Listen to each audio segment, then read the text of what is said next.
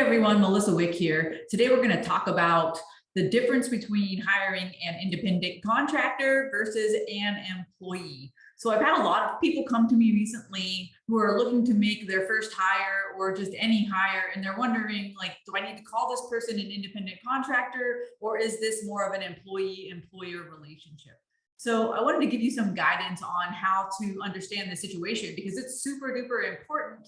Because if you get it wrong, if you're treating somebody as an independent contractor when they're actually an employee, you'll owe a lot of money back to the state and federal government for not withholding those taxes. Okay, so the Ohio Department of Job and Family Services is sort of the agency in Ohio that deals with this, right? And they're also the people that will come investigate you if you get it wrong. So they provide a nice, tidy list of 20 questions that you're supposed to ask yourself about this potential hire, so that you can understand whether or not that person should be classified as an employee or an independent contractor. So I'll be honest with you, some of the questions are pretty straightforward. Other ones are kind of murky, to be honest. And a lot of times people do feel better if they speak with a lawyer about whether or not they should call this person an independent contractor or treat this person as an employee. Okay, so I'm going to encourage you to click on the link in this YouTube video and actually check out the list that's provided by Ohio Department of Job and Family Services. But the best option would be to actually contact me and talk to me about it.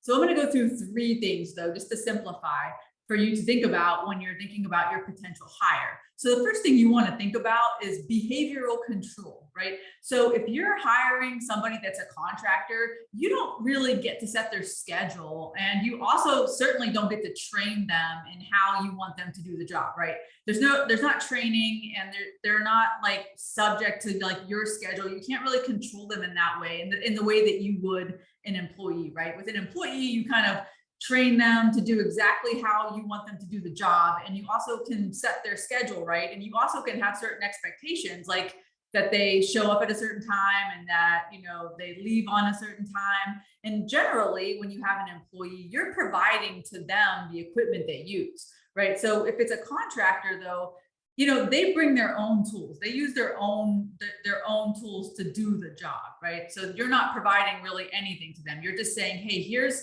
this task, here's this project.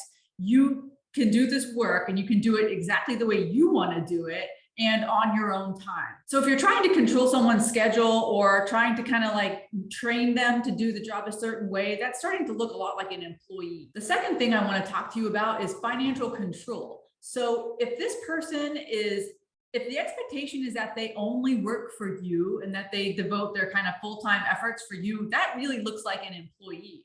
But if this person is able to go and work for other people, if they offer their services to lots of other people, that looks like a contractor relationship, right? So that's really important.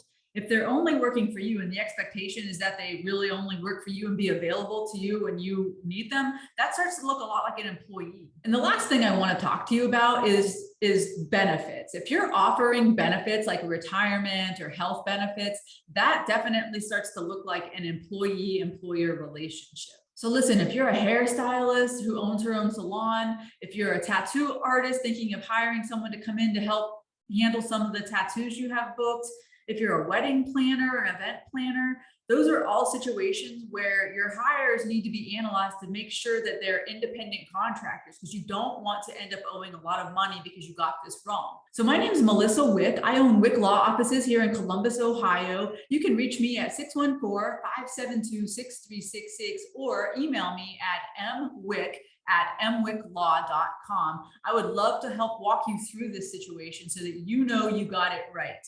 Thanks for watching.